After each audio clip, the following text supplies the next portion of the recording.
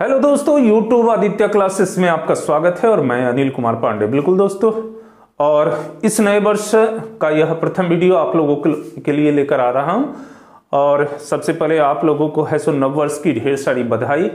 और आज यह वीडियो बहुत छोटा ही होगा, 10 प्रश्नों का एक बड़ा ही महत्वपूर्ण 10 प्रश्न के एक सीरीज होंगे और जो लगातार क्रमबद्ध प्रतिदिन आप लोगों के लिए 7 बजे सुबह मैं लेकर आऊंगा। और ना केवल ये प्रश्न के ऑब्जेक्टिव क्वेश्चन के इसमें आंसर होंगे, बल्कि इसके साथ बहुत सारे विश्लेषण भी मैं करूंगा। तो चलिए बिना समय गवाए हुए मैं आगे बढ़ता हूं और आज के प्रथम प्रश्न को आप लोग बिल्कुल बोर्ड पे देखेंगे। और पहला प्रश्न आपके सामने है, कंप्यूटर के जनक कौन है? बिल्कुल दोस्तों, कंप्यूटर के जनक कौन है? और ऑप्शन आपके सामने में है A Charles Babbage, B Oliver टूडर्स, सी लवलाइस और आपको है सो डी चार्ल्स डिकन्स। तो यहां पर आंसर क्या हो जाएंगे? बिल्कुल आंसर इसके हो जाएंगे आपको चार्ल्स बेबेज। एकदम सही बात है, चार्ल्स बेबेज। और आंसर इसके हो जाएंगे चार्ल्स बेबेज। और पहला क्वेश्चन का आंसर हो जाएगा ए, आपको है सो चार्ल्स बेबेज हो जाएगा। Charles Babbage. चलिए थोड़ा सा हम लोग यहाँ पे इनके विषय में जानने का प्रयास करते हैं, क्योंकि मैं पहले ही बताया हूं कि मैं थोड़ा इन सभी को टच करते हुए चलूंगा और जो भी प्रश्न से कुछ संदर्भ में विश्लेषण होंगे तो बताऊंगा। तो यहाँ पर मैं बेबेज को बताना चाहूंगा कि चार्ल्स बेबेज, यह जो आपको है सो पहले जिनको कंप्यूटर का जनक कहा जाता है, यह जो कंप्यूटर का जो आविष्कार किए तो उसका नाम इनके द्वारा रखा गया डिफरेंशियल इंजन। बिल्कुल काफी बड़े, और यह भाप के द्वारा चलाए जाते थे। ये कंप्यूटर भाप के द्वारा, बहुत इस तरह के प्रश्न आपको बनेंगे। तो चार्ल्स बेबेज 1822, बिल्कुल यहां पर आप जरूर से ध्यान देंगे कि 1822 में पहली बार इनके द्वारा, चार्ल्स बेबेज के द्वारा इसका आविष्कार किया गया था और इसका नाम था डिफरेंशियल इंजन। बिल्कुल डिफरेंशियल इंजन। और जो चलाए क्या चीज से जाते थे? भाप से। यह बड़ी मशीन थी और इसका नाम कंप्यूटर दिया गया था। जैसा आप जानते हैं कि चार्ल्स बेबेज जो है वो इंग्लैंड के निवासी थे। तो चलिए हम लोग आगे बढ़ते हैं दूसरे प्रश्न की ओर। और आप दूसरा प्रश्न आप बोर्ड पर देख रहे होंगे। बिल्कुल, भारतीय संसद के उच्च सदन को किस नाम से जाना जाता है? भारतीय संसद के उच्च सदन को किस नाम से जाना जाता है? ऑप्शन आपके पास है, पहला है विधानसभा, दूसरा है राज्यसभा, तीसरा लोकसभा और डी जो है सो विधान परिषद। बिल्कुल ऑप्शन है आपके पास, ए में विधानसभा, बी में राज्यसभा, सी लोकसभा और डी हो जाएगा आपको विधान परिषद है। आंसर क्या हो जाएंगे? बिल्कुल आपको मालूम होगा, और नहीं मालूम होगा तो मैं बता देता हूं, क्योंकि ये प्रश्न अनेकों बार परीक्षाओं में, सभी परीक्षाओं में पूछे गए हैं। आप रेलवे ग्रुप डी की तैयारी कर रहे हैं, अभी सबसे बड़ा लक्ष्य आपके लिए यह है जो कि परीक्षा विगत कुछ महीनों के अंदर होने हैं। सारी स्थितियां अगर समान रही तो फिर आपकी परीक्षा यह हो जाएगी। तो आपको तैयारी करनी है प्रतिदिन। इस क्वेश्चन के जो जखीरे आपको मिलते जाएंगे उसको जरूर से आप है सो सहेज कर अपने पास रखते जाइएगा। तो आंसर हो जाएंगे बी राज्यसभा। और दूसरा क्वेश्चन का आंसर हो गया बी राज्यसभा। बी राज्यसभा। राज्यसभा। चलिए हम थोड़ा सा यहां पे चर्चा कर ले, राज्यसभा के विषय में चर्चा कर ले कि आखिर राज्यसभा को उच्च सदन क्यों कहा गया। बिल्कुल दोस्तों, यहां पे उच्च सदन क्यों कहा गया? तो जैसा कि आप जानते हैं कि लोकसभा, जिसे निम्न सदन के नाम से भी जाना जाता है, यह एक अस्थाई सदन है। अस्थाई सदन, चूंकि इसका कार्यकाल जो है लोकसभा का केवल 5 वर्षों के लिए होता है और फिर नए लोकसभा का गठन किया जाता है, अर्थात इसका विघटन हो जाता है। तो प्रत्येक 5 वर्षों में लोकसभा का विघटन हो जाता है, इसलिए यह लोकसभा जो है सो अस्थाई सदन है। अस्थाई सदन है। जबकि राज्यसभा की बात करें हम लोग, तो राज्यसभा का कार्यकाल आपको 5 वर्ष के लिए होता है और इसमें प्रत्येक 2 साल पर इसकी 1/3 सदस्यों की नियुक्ति की जाती है और 1/3 सदस्य सेवानिवृत्त होते हैं। इसलिए यह एक अस्थाई सदन है और अस्थाई सदन होने के कारण यह है सो उच्च सदन के नाम से और निम्न सदन के नाम से यह जाना जाता है। निम्न सदन के नाम से जाना जाता है। तो इसलिए राज्यसभा यहां पर होगा कि भारतीय संसद के उच्च सदन को किस नाम से जाना जाता है, तो Rajya Sabha.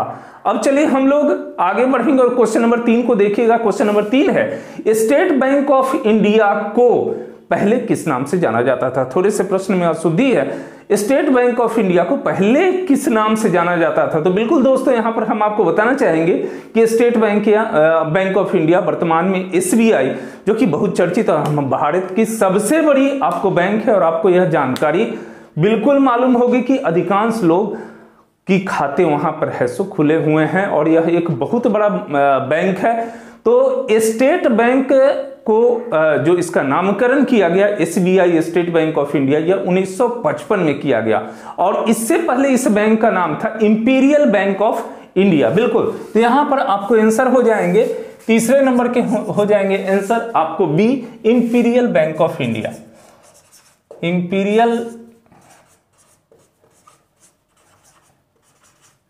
Imperial bank of India. और हम यहां पर आपको बताना चाहेंगे कि ये इंपीरियल बैंक ऑफ इंडिया भी, इनका नामकरण 3 बैंकों के मिलने के बाद यह नामकरण इनका किया गया। ये बैंक 3 बैंक सम्मिलित रूप से कौन, एक है बैंक ऑफ बंगाल, दूसरा बैंक ऑफ बॉम्बे और तीसरा बैंक ऑफ मद्रास। ये तीनों बैंकों को जब विलय किया गया तो इसका नामकरण किया गया 1921 ईस्वी में, इसका नामकरण किया गया इंपीरियल बैंक ऑफ इंडिया। और 1955 में ये इंपीरियल बैंक ऑफ इंडिया का नाम परिवर्तन करके पार्लियामेंट्री एक्ट लाकर इसका नाम स्टेट बैंक ऑफ इंडिया किया गया। तो चलिए हम लोग आगे प्रश्न की ओर बढ़ते हैं और क्वेश्चन नंबर 4 को हम लोग यहां पे देखेंगे। आइए क्वेश्चन नंबर 4 की ओर बढ़ते हैं और क्वेश्चन नंबर 4 को देखिएगा। बिल्कुल दोस्तों, और बड़े ही महत्वपूर्ण प्रश्न, माई कंट्री माई लाइफ किसकी आत्मकथा है। माई कंट्री माई लाइफ किसकी आत्मकथा है। आप खुद से भी प्रश्न को देखेंगे और खुद से भी करने का प्रयास करेंगे, संभवतः मुझे ऐसा लगता है कि आप कर पाएंगे।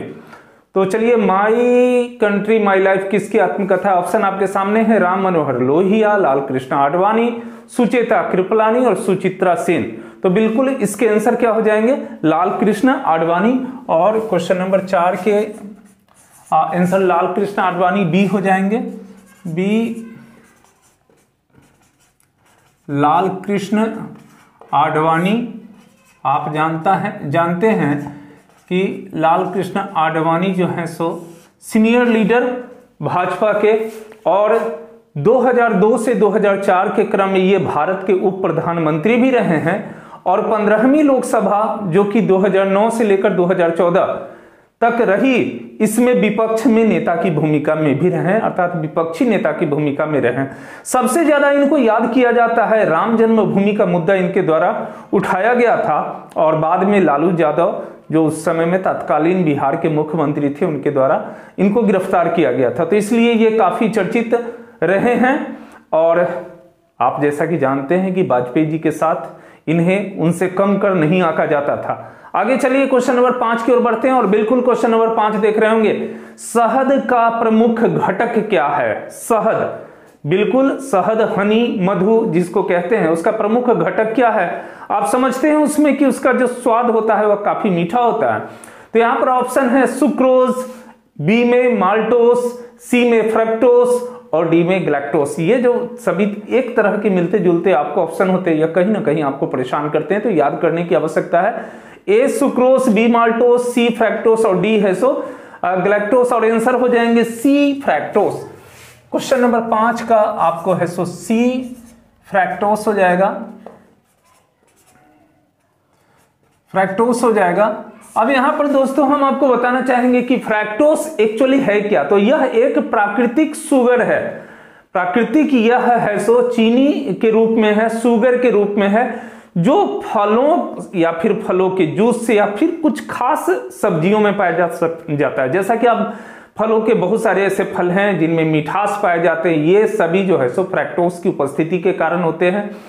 आप आम को ले लें या फिर आप है सो बहुत सारे ऐसे फल हैं, सेब जो मिठास होते हैं, या फिर और बहुत सारे फल हैं। कुछ सब्जियां भी होती है जिसमें जैसे चुकंदर है, तो इन सभी में जो मिठास है, मीठेपन है, यह फ्रैक्टोस के माध्यम से उसमें होता है। तो बिल्कुल शहद का भी यह जो है सो प्रमुख आपको जो है सो घटक फ्रक्टोज है। आइए क्वेश्चन नंबर 6 की ओर बढ़ते हैं। क्वेश्चन नंबर 6 है, निम्नलिखित में से कौन सी नदी यमुना में नहीं मिलती है? यमुना से नहीं मिलती है कौन सी नदी? ऑप्शन आपके सामने है बोर्ड पे, सोन नदी, बेतवा नदी, चंबल नदी और केन नदी। सोन नदी, बेतवा, चंबल, केन। दोस्तों बार बार हम आपको कहेंगे आपकी तैयारी के लिए एटलस बड़ा ही महत्वपूर्ण है, तो इसलिए आप एटलस का भरपूर प्रयोग करिए और जाके एटलस में इन सभी नदियों को देखने का प्रयास करिए कि वास्तव में यमुना नदी में कौन सी नदी नहीं मिलती है। आप गौर करेंगे यहां पर कि बेतवा नदी, चंबल नदी और केन नदी जो है सो यह सभी यमुना की सहायक नदी है, जबकि सोन नदी है सो गंगा की सहायक नदी है। इसलिए यहां पर आंसर हो जाएंगे ए सोन। 6 का ए आपको सोन नदी। और इसको जब हम थोड़ा सा आपको मानचित्र की ओर भी ले चलेंगे, अगले दिन से मैं मानचित्र को भी यहां लेकर आऊंगा, लेकिन आप देखने का प्रयास करिएगा तो ये उत्तराखंड से आपको गंगा नदी यह बहती हुई और पश्चिम बंगाल होती हुई यह अगर बंगाल की खाड़ी में गिरती है तो उससे ठीक पश्चिम भाग से यमुना नदी आकर इलाहाबाद में यहां पर जो कि वर्तमान में प्रयागराज के नाम से है वह जगह पर मिलती है। ये तीनों नदियां जो है सो आपको बेतवा, चंबल, केन क्रमशः इस प्रकार से आपको जाके यहां यमुना नदी में मिलते हैं, जबकि सोन नदी जो है सो वह आकर यहां पे बिहार में गंगा नदी में मिलती है। तो ये एक तरीके से आप गौर करेंगे कि सभी का प्रवाह क्या है, दक्षिण से उत्तर दिशा की ओर प्रवाह है, अर्थात दक्षिण दिशा से उत्तर दिशा की ओर ये सभी नदियां बह रही है। और यह केवल सोन नदी है सो आपको इन चारों ऑप्शन में वह है सो गंगा में मिलती है, तो इसलिए आंसर यहां पर यह हो जाएगा। आइए अगला क्वेश्चन में बढ़ते हैं। क्वेश्चन नंबर 7 है आपको। क्वेश्चन नंबर 7 आपको है, केसर के लिए पौधे का कौन सा भाग उपयोग में लाया जाता है? बहुत बार ये प्रश्न पूछे गए हैं, केसर के विषय में जानते होंगे। बिल्कुल बहुत सारे ऐसे हमारे व्यंजन होते हैं जिसको बनाने में, उसको काफी सुगंधित और स्वादिष्ट बनाने में उसका प्रयोग किया जाता है। आए दिन आप है सो किसी फंक्शन में जाते होंगे या कुल्फी खाते होंगे, उन सभी में केसर डाला हुआ रहता है। तो केसर को आप जानते हैं कि वह है सो यह पौधे का किस भाग में, इस भाग से वह प्राप्त किया जाता है। यहां पर आपको ऑप्शन है ए पंखुड़ी, बी बाह्यदल, सी वर्तिकाग्र और डी है सो पत्ती। तो यहां पर आंसर हो जाएंगे बिल्कुल वर्तिकाग्र। अब हम इसको जानेंगे तो ऑप्शन क्वेश्चन नंबर 7 का आंसर सी वर्तिकाग्र हो जाएगा, वर्तिकाग्र। और ये वर्तिकाग्र क्या होता है, बिल्कुल दोस्तों यहां पे जानने का प्रयास करिएगा कि वर्तिकाग्र क्या होता है। तो फूलों के बीच में आप है सो पाएंगे कि यह जो है सो एक आपको है सो उसमें बने हुए आपको दिखेंगे अंदर से फूल के मध्य भाग से, चाहे आप उड़हुल के भी फूल को देखेंगे तो वहां पर भी आपको वर्तिकाग्र दिखेंगे। तो यह केसर का मूल रूप से उत्पादन आपको कहां होता है? जम्मू कश्मीर में। यह प्रश्न बहुत बार पूछे गए हैं कि केसर का सर्वाधिक उत्पादन कहां होता है, तो जम्मू कश्मीर में होता है। और इसके वर्तिकाग्र को केसर भी कहा जाता है, कहीं कहीं कुमकुम भी कहा जाता है, जाफरान भी कहा जाता है और सैफरन भी इसको कहा जाता है। तो बिल्कुल इस प्रकार से अगर इसके नाम को बदलकर आपसे अगर क्वेश्चन पूछा जाए यहां पर कि जाफरान भारत के किस राज्य में सर्वाधिक मात्रा में पाए जाते हैं, तो फिर आपके साथ परेशानी हो सकती है। इसलिए इन नामों को भी आप जरूर से याद कर लेंगे कि केसर, कुमकुम, जाफरान और फिर सैफरन इसके नाम हैं। चलिए क्वेश्चन नंबर 8 की ओर बढ़ते हैं। और क्वेश्चन नंबर 8 बिल्कुल यहां पे आप बोर्ड पे देख रहे होंगे, कन्याकुमारी को और किस नाम से जाना जाता है? कन्याकुमारी को और किस नाम से जाना जाता है? ऑप्शन आपके पास है, ए केप टाउन, बी केप कैमोरीन और सी 3 ओशियंस और डी आपको कंफर्ट जोन ऑफ इंडिया। यहां पर आंसर क्या हो जाएंगे? बिल्कुल आप जान रहे हैं, बी केप कैमोरीन। तो आपको क्वेश्चन नंबर 8 के आंसर हो जाएंगे आपको बी केप कैमोरीन और केप कैमोरीन आपको इसके आंसर हो जाएंगे। ये आपको जो है सो कन्याकुमारी को जाना जाता है केप कैमोरीन के नाम से। आप थोड़े से यहां पर जानेंगे कि कन्याकुमारी एक्चुअली है कहां, तो हमारा भारत का यह दक्षिणतम बिंदु जो है इस जगह पर है सो स्थलीय भाग का यह जो भाग है यहां पर कन्याकुमारी है और यह है सो तमिलनाडु राज्य में आपको है। और जैसा कि आप जानते हैं कि इसके दक्षिण भाग में यहां पर हिंद महासागर है, हिंद महासागर है, यहां पे बंगाल की खाड़ी है, अब बंगाल की खाड़ी आपको इस जगह पर है और आपको है सो इसके पश्चिम भाग में क्या है? अरब सागर है। तो यह भी कभी कभी प्रश्न आता है कि यह किन महासागरों से घिरा हुआ है, जो कि आपको क्रमशः इस प्रकार से दिया जाता है। तो कन्याकुमारी यहां पर आप देख सकते हैं, और अंग्रेजों ने इसका नाम जो है सो रखा था कैमोरी, इसका नाम रखा था। चलिए अगले क्वेश्चन पर बढ़ते हैं, और क्वेश्चन बड़ा महत्वपूर्ण क्वेश्चन है, क्वेश्चन नंबर 9। भारतीय भूभाग का दक्षिण में अंतिम बिंदु क्या है? दोस्तों बहुत बार परेशान आपको यह प्रश्न करते हैं, क्योंकि आपको कन्याकुमारी यहाँ पे दक्षिण में आपको सबसे अंतिम बिंदु नजर आते हैं, लेकिन यहां पर आइए इस प्रश्न में आते हैं कि भारतीय भूभाग का दक्षिण में अंतिम बिंदु क्या है? कन्याकुमारी, इंदिरा पॉइंट, पारादीप और या फिर है सो लक्षद्वीप।